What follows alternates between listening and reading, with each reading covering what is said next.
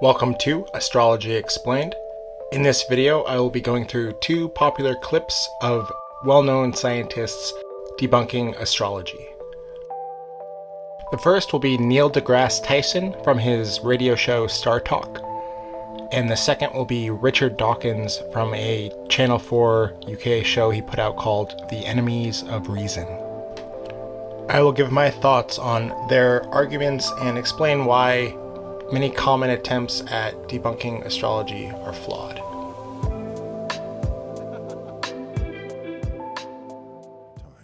Okay, I have one that you're probably going to think is silly, but whatever. I have always wondered, because have you ever had like astrology or numerology or any of that kind of stuff? Like, have you ever had people do that to you? I mean, obviously, right? All the time. Yeah, and you're like, silliness. But I'm just... So right off the bat, we can see Kelly Clarkson sort of calling it silly, like, oh, astrology, silly, which most people who bring it up who don't know astrology will talk about it that way. Do you think there's any, all the time, you don't think there's any merit to like maybe the season that you're born in, or do you think there's any weight in that at all? Of like, you know what I'm saying? Like a time, or like even the emotional state of a mother, if it's a time of war, if it's a time of, you know, whatever it is. Do you think that any of that plays out, or like being a Taurus, when's your birthday? These are all really good questions from Kelly. She clearly does know astrology, likes it, and she's actually asking really good questions about the kind of the idea of like connecting it to the seasons. It's a good start. If you're into this stuff, then you should just know. I don't know. There you go. Therefore, you can't. No. That's a great question, by the way. So holding aside all the stuff that is summarily rejected by all scientific experiments. Well, a lot of it's just to buy the book. Right. Like just hold that at bay for a moment. Yeah. You can imagine long ago where if you're born in the spring or the summer or the fall or the winter, as a child, you would have different access to nutrients of the food that grew on the farm. The scientific community is very much, and just people in general who tend to kind of be skeptical towards astrology, the physical explains things, like the material explains things. And that's the point of science. Like the physical sciences are there to understand and to break down and to explain the physical world, you know, biology, physics, chemistry. But their bias is that they assume that everything can be explained through the physical. And that's right off the bat, we see Neil coming at it from that approach that, you know, he sees it as, well, someone's nutrition, what they eat, depending on when they're born in the year, that is going to have more of an effect than anything else. Absolutely. So if you're born like the wrong time of the year, you might be a sickly child. Yeah. And because the food was already eaten, or it was spoiled by then, or you're not ready. Out of season. So you can imagine asserting before anyone knew anything about nutrition. Mm-hmm. Think about this. We take vitamins because we studied vitamins. There are Nobel Prizes for each one of those vitamins that were discovered. Yeah. Okay? They're modern things. Yeah. People didn't know about vitamins, not explicitly. Yeah. They knew some foods kept you more healthy than other, but go far enough back, you would say, oh, I was born in February when the sun was over here, therefore I will have this personality trait.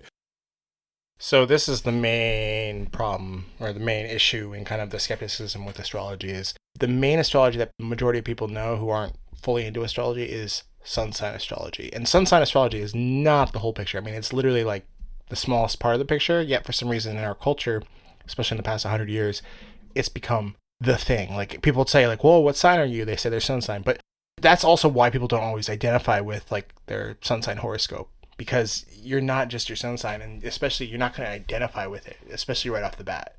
That's something that you grow into as you get older. Your hero's journey is your growth into your sun sign. You're not going to identify with that, especially the kind of more generic traits. And this is like the fundamental issue with the kind of skepticism from science towards astrology, is the focus on the sun sign. We'll see that later with Richard Dawkins as well. So you can imagine circumstances of nature and nurture. Of nature and nurture come together that could influence what kind of a person you might end up being. Yeah. Okay? But that has nothing to do with the sun, moon, and stars. It has everything to do with the nutrition of where and when you were born. My big issue with Neil's argument there is there's so many other factors. So he's like, I mean, obviously, yes, like nutrition and you didn't get good food in the first year of your life because you were born, say, like in a time of the year when there wasn't as much, yeah, that is going to affect you. But there's so many other factors that play into how someone develops, including genetics, obviously, which is more related to astrology than, say, nutrition or how someone's raised. So it's just kind of, it's focusing on one small factor and kind of dismissing the larger picture. And even without looking at astrology, one could argue, well, there's more than just nutrition. There's so many factors that can affect, like the environment that someone's in, like the weather environment or the terrain or the abundance of food in the area, not just dependent on the season. Okay. Right. And so, but let's go a little further back. You can imagine, here you are, and let's go back to Egypt. And I love where we're at. and Okay. the star Sirius is rising just before the sun in the morning sky. Dawn. And Cleopatra says, And they say, because Sirius, the star Sirius, the dog star, is visible at this time of day, right in the early morning, the Nile will rise. oh, so then it becomes, it's not, See? it's trickery. Yeah. Okay, it's not quite trickery to correlate something with something else. You're at the center of all this moving sky. Yeah. So clearly the universe knows about you. That is a part of human psychology, is to find meaning in anything, and that, in certain people have that stronger. And so one could argue, yeah, those people are drawn to astrology and so they believe it more, but it's still a part of human psychology. And like, what is it that astrology provides for their psychology? And a skeptic would say, oh, well, it just provides delusion or something. But it's the same idea with religion. Like, the argument for religion is that regardless of like whether the stories are true or not, like, and they're not literal, it doesn't lessen their importance. They're still a part of our psychology that either needs or is just a part of having that kind of belief or religious idea about life. And I'm not saying that astrology is a religion, but it's a kind of a combo of tapping into the practical real world, what is happening, mixed with kind of a more metaphysical understanding of reality and the kind of the mechanism of reality. Yes. And it's keeping you healthy, and it knows I need the Nile to flood now to irrigate the egocentric of humans. There it is. It is so egocentric. Yeah. Okay, the egocentric idea. I mean, of course, ego can come out with anything. Like, people will try to make anything about themselves, and it's not just astrology. I mean, scientists can be egocentric, so it's not really an argument. I mean, yeah, that is a thing that can happen, and unfortunately, but it doesn't. It's the idea of not throwing out the baby with the bathwater. Like, not everyone who uses astrology or practices astrology or understands astrology, they don't all see it as like the universe revolves around them. You could take yourself out of the picture and just look at how the things are happening. It's trying to give an order to life. And I'll talk about this more at the end, but what it comes down to is, like, regardless of whether the planets or not are the thing that is causing or indicating the different changes in humanity and also our personalities and stuff, it still indicates that there is something about what it is trying to understand and show. The other side, like with the Mars and retrograde thing, well, yeah, we each individually are affected by things. Like, that's a silly argument because, yeah, we all affect each other and we're all affected by the culture and the people in society. But at the same time, yeah, we each are the center of our own universe, and there's nothing wrong with that. Like, and I mean, obviously you can take it too far and be cocky. His argument is that, like, oh, well, because people look at it as like, well, my chart is this and the planets are doing this and the connection between the two, he sees that as, oh, well, the earth, the universe revolves around me and everything is about me. And that isn't the case. I don't know many serious astrologers who think like that. I think that's more of like a kind of, it's a really weak argument. I think it's kind of like, maybe it's projection. I'm not sure. And it's still egocentric. People saying, "Oh, Mars is in retrograde, therefore my life is affected by that." You think Mars? I think that's bullcrap. You think Mars gives a rat's ass about you? Just saying. Yes, okay. I love that. No one thinks Mars gives a rat's ass about them. That's completely the opposite of the point. It's symbolic. It's a symbolic language, and it's a symbology of the planet's movement and the movement in our psyche. So we're talking about the Mars in our psyche. Like, and the reflection. It's like that whole idea of like the planets reflect our own internal psyche, that as above, so below. Yeah, and this goes back to this kind of the people who are the most skeptical about astrology and be the most vocal about it seem to have the least understanding of just the fundamental principles of it. Like they have the sun sign newspaper like horoscope thing, and they take that and they kind of see it as like, oh well, people just want to be vapid and just like, oh, they see a few things that they relate to, and so they think that that's accurate, and that does happen. Like, and this was what I'll get into later, is like that is an issue. No one's arguing with that part of it, but it's the idea of straw manning an argument and taking like the worst of it and like the lowest of it and the most simple part of it and saying that that's the whole. And I think that the biggest fundamental issue with the skeptics of astrology is straw manning. No, wait. So you think like with astrology, it's more for like mapping it out and finding your way. And is that what you, in the day, when you think of the stars, what do you think are helpful for us? What do you think they're there for? Like, what do you know what I'm saying? Like, do you think people navigated by them? Helpful, yes. Yeah. Yeah. Now they're not as helpful as you just think they're pretty, as don't GPS. You? Yeah, I think they're scientifically interesting and they're gorgeous. Yes. Yeah. So they help people navigate, and I have books where it says, "Oh, isn't it great? God put these stars in this way to help me find my destination." The navigation part, again, it's coming back to the physical. It's, they're useful physically because I can see them and they are useful to me physically moving from one place to another. That is true, and that is one part of it. But the issue is staying stuck in this bias of the physical is the only explanation for everything, or the only. It's like there are multiple layers of reality. There's the physical aspect of reality, and we need to understand that on every level. And science is a master of that, and there's nothing wrong with that. But at the same time, there's other levels. Like science does a terrible job of explaining, meaning and purpose in life. Science does a terrible job of explaining like why emotion and why you feel certain ways and why, like, beyond just, oh, it's a chemical reaction or oh, this and that. And human beings are more than just these kind of like machines, these biological machines. And I think that science's job is to understand the biological machine. But religion and other disciplines, including psychology, I separate from the classic sciences because it is not the same. Like, yeah, it does kind of jump in between the two, but it's an attempt at trying to understand the human mind and psychology beyond just like neurons firing or dopamine.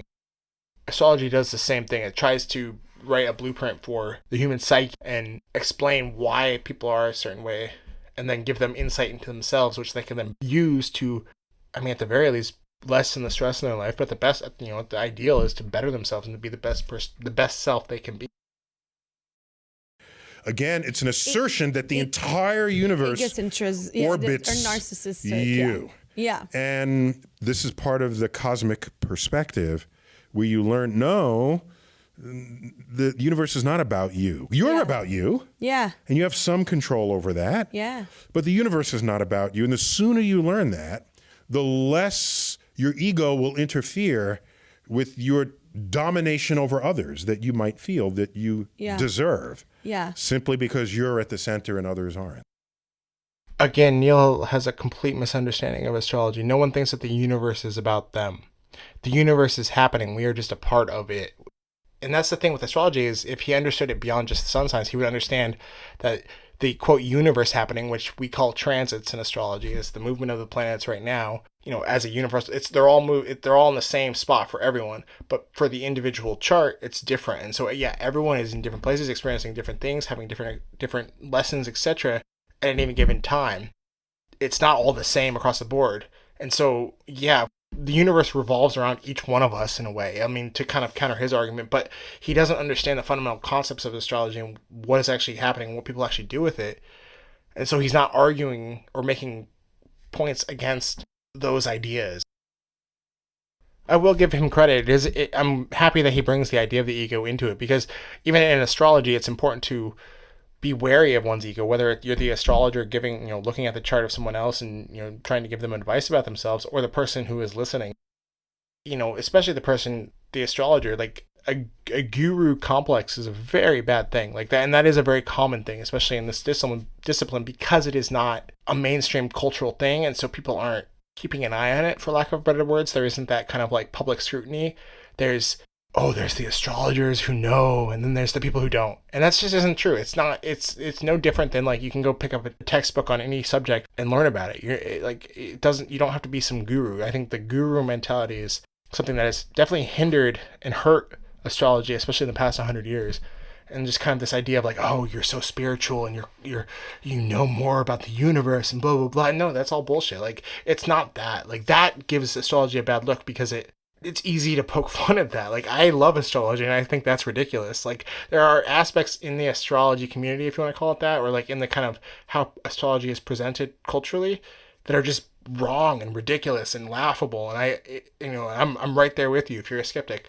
But at the same time, you can't base astrology off of its worst aspects. Just like with anything, you can't judge something off of its worst aspects because, again, you're strawmanning, and that's intellectually lazy. All right, moving ahead with Richard Dawkins. James Randi, who's a well-known skeptic, yes. When he was a young man, was once employed as an astrologer on a Canadian newspaper. Yes. And his method was to take the forecasts of other astrologers with a pair of scissors, scramble them at random, and put them in for so that Libra got Taurus's forecast, etc. every day. And what struck him was how every day these randomized forecasts were published, and every day he was congratulated on how accurate he was by people who. I mean, that's what I'm saying. That when you read these things, what you are saying, oh yeah, that's me, that's wonderful, terrific.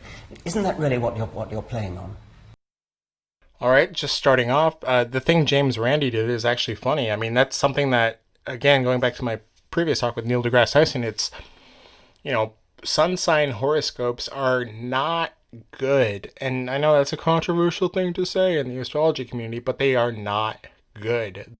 And unfortunately, their popularity, because of their simplicity and kind of like their pop appeal, it's like, oh, fun to read about something nice about yourself and then move on to something else, has created the predominance of sun sign horoscopes being associated with astrology in general in people's minds, especially the past 100 years.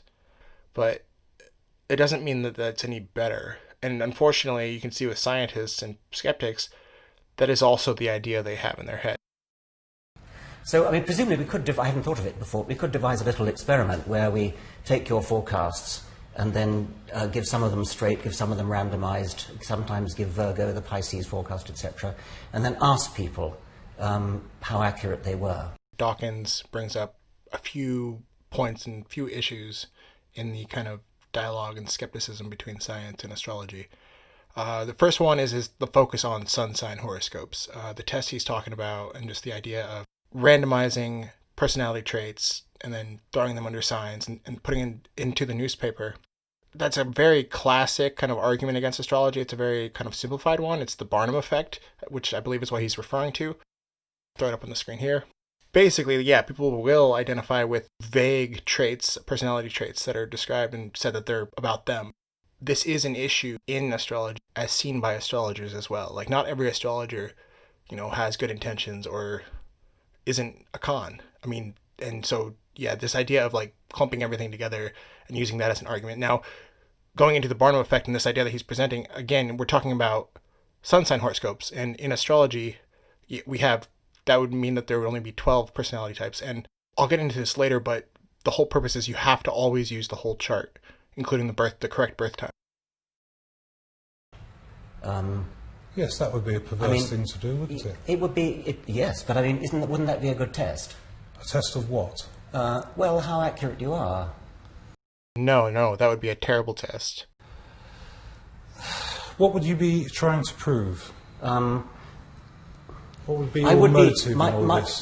The so-called null hypothesis, the thing we're trying to disprove, would be that you're exactly as good as random. In other words, if you were to do the Randi experiment of taking your forecasts, if we were to take your forecasts, scramble them at random. Who would you get to read them?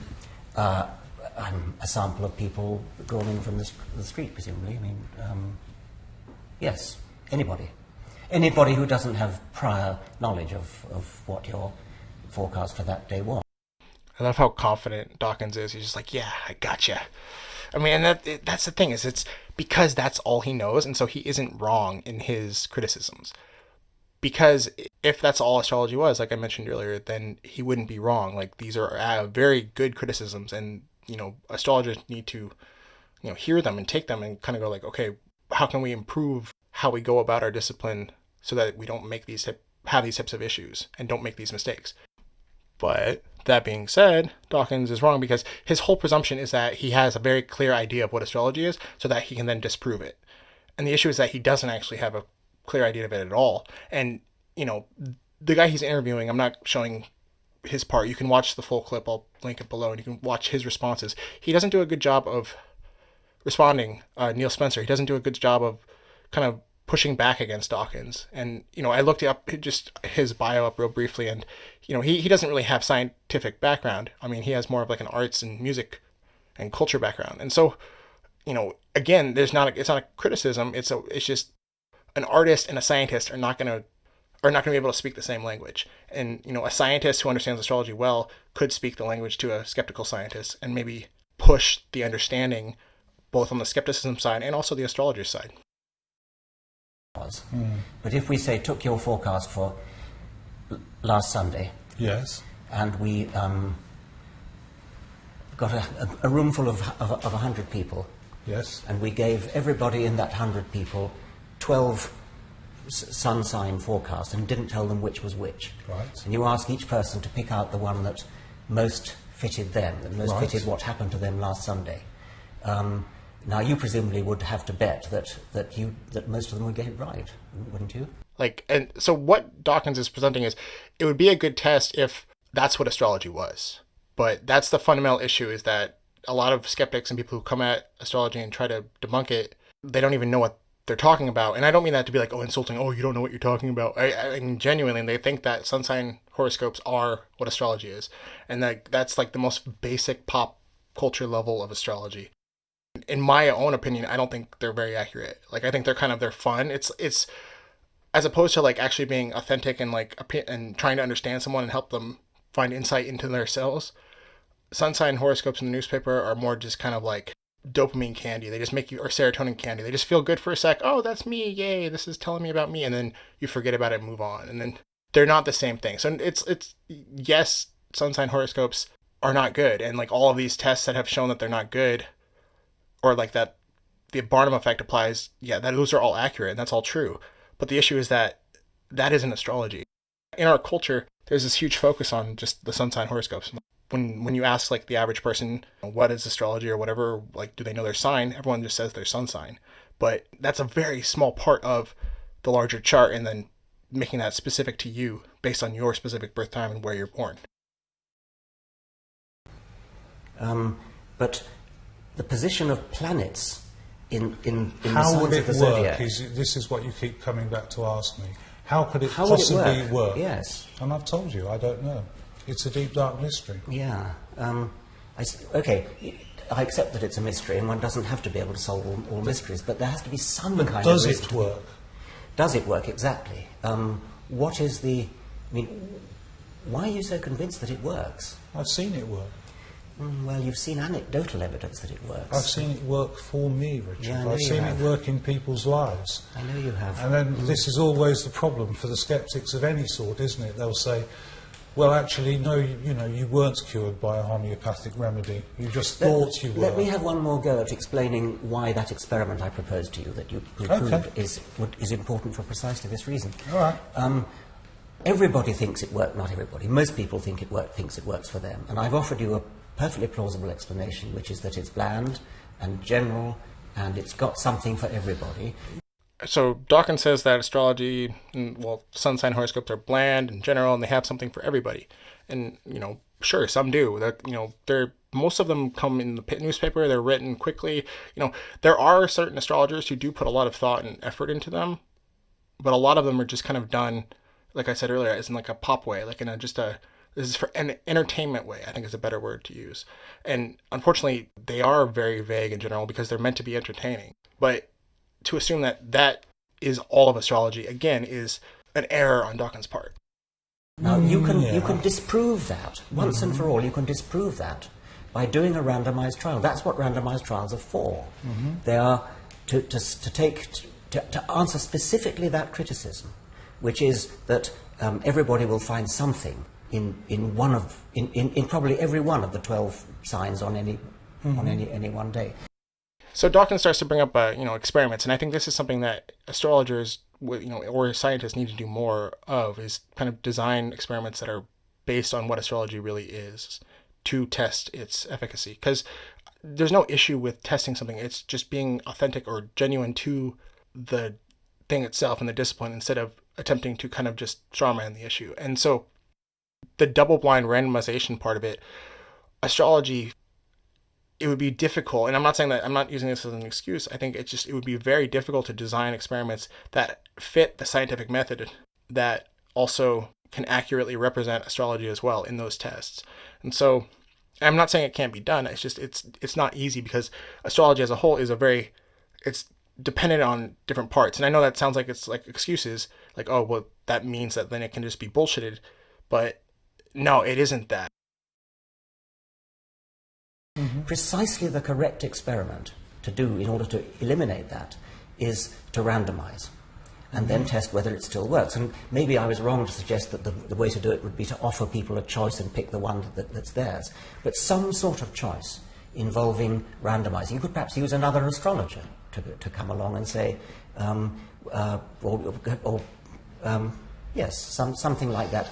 Anything that randomizes first and then tests, rather than relies upon people's anecdotal, subjective judgment, saying, oh yeah, that's me, because that is subjective, and that's What's so wrong easy. with subjective judgment? Even if that is just a mental, you could call it delusion if you're really, really pessimistic, but if it's a mental construct, that still has value, and that still has importance for our psychology and ultimately our lives. What's wrong with people saying, he keeps getting it right, or she keeps getting it right? What's wrong with it is if it's true that they would say it, even if the sun signs were randomized. And that's my proposition. Yeah. That's what you've got to disprove. My proposition is that that's exactly what they would say if you randomized it. Now, if that's true, that demonstrates that you're doing absolutely nothing. And you can disprove that.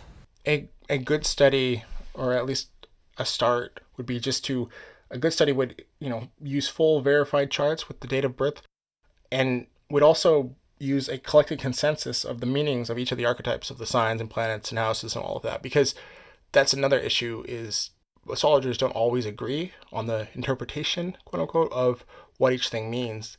And, like the Mercury in a certain sign in a certain house means a certain thing, and then, okay, well, what does it mean then if it's aspected in this way versus aspected in this way to another planet? Like, these are all these little subtle nuances that then affect the personality and behavior and psychology and psyche of the individual. And so we're talking about having to test behavior, having to then test in accordance with each specific planet in signs and houses, and then also in relation to each other, and test that over time, and test the consistency to see if it works, and when does it work, and how.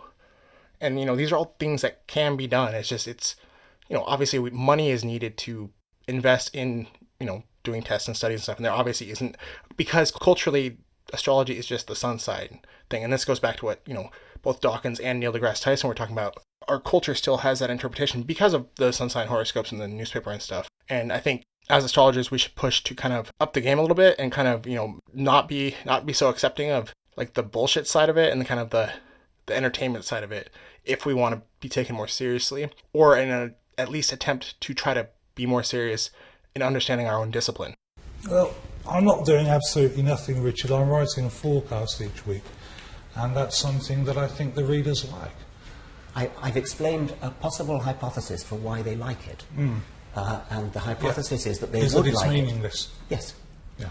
Well, obviously, I'm not going to agree that it is meaningless. No, you're not. I'm not expecting you to agree. But you could disprove what I'm saying with a I don't know if I can. I don't think I can disprove what you're saying to your satisfaction. You could if you did that experiment. Well, feel free. Yeah, but you're not interested, are you? Okay. There's this idea that astrology either is a belief, or it's a science. It's not a science in the modern context of the terms. It does in its own kind of closed system. does have its own logic and does follow its own, rules. And so I think the issue is attaching that closed system to our material scientific understanding of the world. And that's where a lot of people get hung up as well. And that's the issue of how do the physical planets physically affect us? And I think, again, it's physical. What is the physical connection? I think that's the bias of science. And like I mentioned earlier, but that bias is necessary for science, but it also doesn't apply to everything.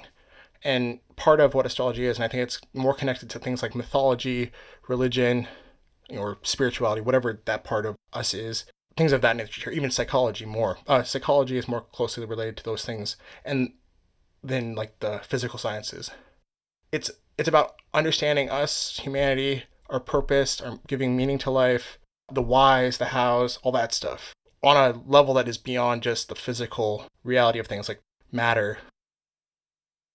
Even if things like religion and mythology and all these things are just our attempt at trying to understand the world, that still has value. And there's nothing in science, the classic science nowadays, maybe besides quantum physics, but even then they don't give any, it's just information. Like it doesn't give any like meaning or purpose to anything. And I'm not saying that there has to be meaning or purpose. I think that's a very personal thing for people. You either think that there is or there isn't, or you have some varying understanding of that.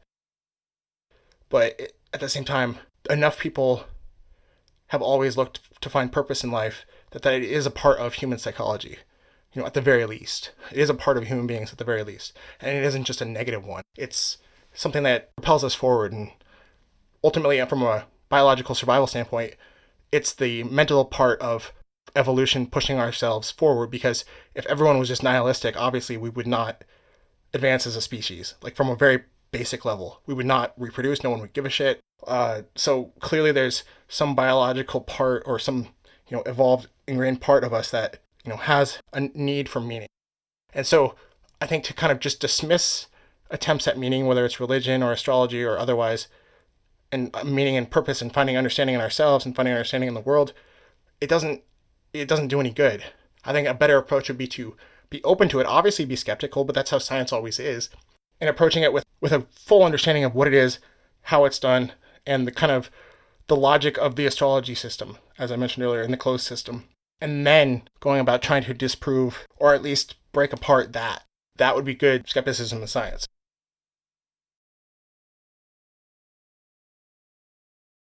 Jumping in here at the end real quick as a postscript, I just want to add, I found this website based out of UC Berkeley. It's Understanding Science website, and they have a page with a checklist, a kind of a astrology, is it scientific?